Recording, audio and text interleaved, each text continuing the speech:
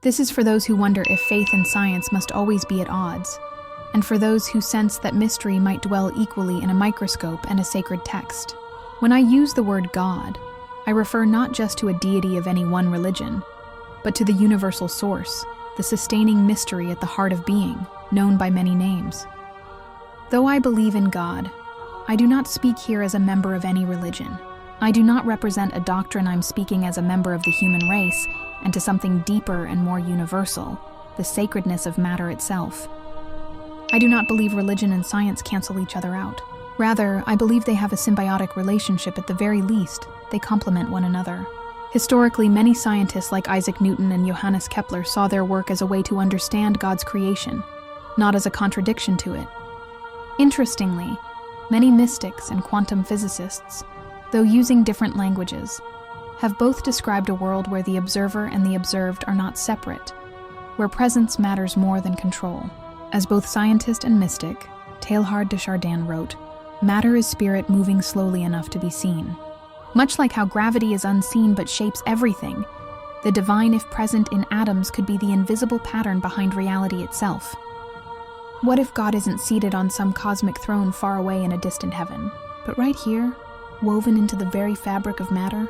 What if the divine isn't up there, but deep within quarks and light particles, in atoms and space-time? Science still struggles to fully explain the mystery of consciousness, and perhaps that's where spirit and science begin to overlap.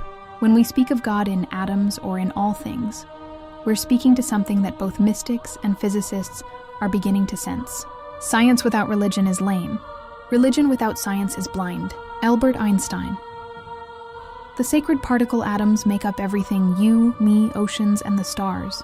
Yet they are mostly empty space. Still, they hold together, dance in intricate patterns, and bond to form life. Some scientists call it the quantum mystery. How can something be a particle and a wave? How does observation seem to change reality? What holds everything together? Just as science seeks the mechanisms behind matter, sacred texts often speak of the meaning within it. Together, they reveal a multidimensional truth. The cosmos is not random, it is resonant. Why I am including multiple religious texts? In seeking to understand the profound idea that God or the divine, the source or consciousness, might exist within every atom, I believe it's important to widen the lens beyond a single tradition. I also recognize that many cultures and spiritual systems across time have sought to describe the same mystery using different languages, symbols, and metaphors. Including passages from texts such as the Quran, the Bhagavad Gita, Buddhist scriptures, the Gnostic Gospels, the Bible, and even the Dead Sea Scrolls is not about diluting truth.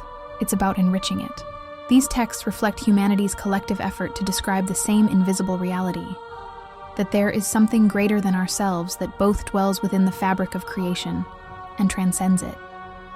When ancient scriptures from vastly different traditions echo similar themes like the presence of divinity within all things, the unity of all life, and the sustaining force of a cosmic intelligence, it suggests a shared perception rooted in deep spiritual insight. These common threads are not coincidence. They are evidence of a universal truth experienced in many ways. I include these references to show that the intuition that God is present in all matter, even in every atom, is not confined to one religion. It is a recurring revelation that has spoken to the hearts and minds of people across cultures and centuries. In this way, the spiritual and the scientific factors begin to harmonize, inviting us into a deeper conversation about reality itself. Universal insight. Disclaimer. While I'm quoting from a variety of religious texts, my goal is not to compare doctrines, but to highlight a shared human insight, the presence of the divine interwoven through all life. In Hinduism, the divine in all things. I am the self, O Gudakesha, seated in the hearts of all creatures. I am the beginning, the middle, and the end of all beings. Bhagavad Gita 10:20. He is within all beings, and yet he is outside of all beings. Bhagavad Gita 13:15.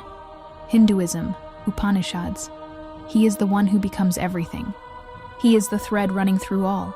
Brihadaranyaka Upanishad 3:7-15. As a spider sends forth and draws in its web, as plants grow from the earth, so from the imperishable arises all life. Mundaka Upanishad 117, meaning God, Brahman, is the source, substance, and thread of all existence dwelling in everything, yet beyond everything.